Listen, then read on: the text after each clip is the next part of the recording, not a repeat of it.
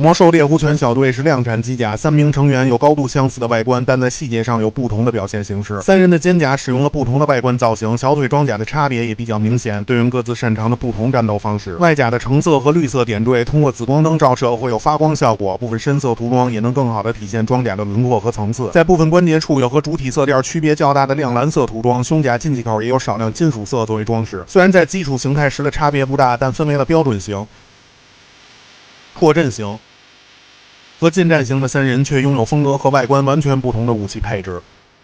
头部抬起角度比较常规，低头的角度很大，能把脑袋扎枪子里，可以左右摆动，可以360度旋转。天线的表现略松，大货版本会调整松紧程度。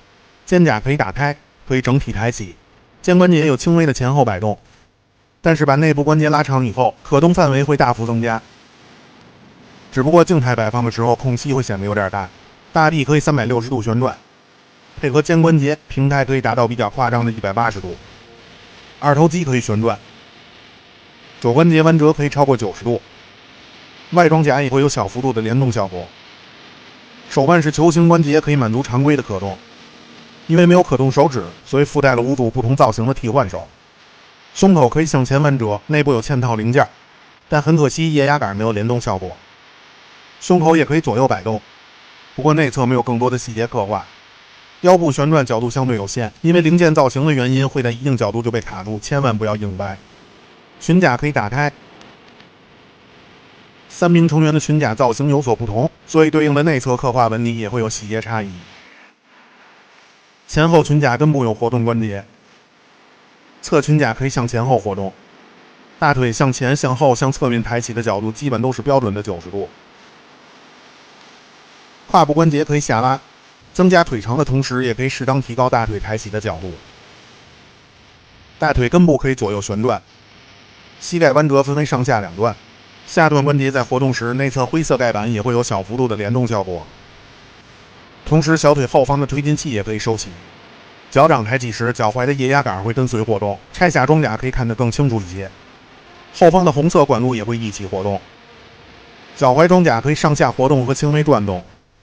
脚踝可以旋转，脚掌左右接地没有问题，前脚掌也可以抬起。脚底有4颗磁铁，配合金属地台吸附，增加站立的稳定性。名牌后方的磁铁可以点亮头灯，再次触发则是切换到呼吸效果，在比较暗的环境下，灯光效果会更加明显。武器方面有3人标配的步枪，可以搭配连接件安装在胯部后方。标准型专用的巨型盾牌，上半部分可以前后活动。通过通用连接关节安装在小臂后方，还有标准型专用的火箭筒，手柄有一定的可动幅度。剩下的还有一把火力看上去不太妙的手枪。近战型有专用的机械爪，爪子有活动功能，但是3指一体无法单独活动。2把能量刀，刀刃部分有橙色涂装，但紫光灯照射后发光效果不太明显。后裙甲处还安装了岩石手雷，连接卡扣可以收起。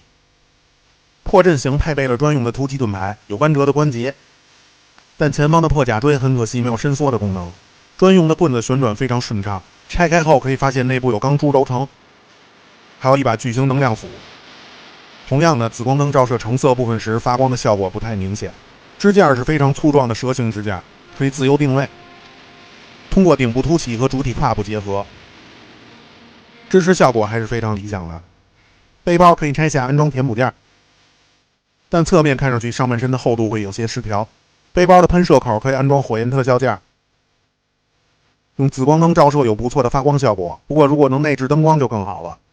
魔兽的猎狐犬小队是成品机甲，无需手动拼装，主体的重量较大，拿在手里的质感非常扎实。全身的大量关节都有一定比例的合金成分，能够兼顾活动时的稳定和足够的结实。外装甲使用的是半亚光处理，大部分漆面表现不错，只是在胸甲进气口的涂装不是特别细致。对于单体2XX的价格来说，猎狐犬小队整体的表现和质感可以算是拥有相当不错的素质。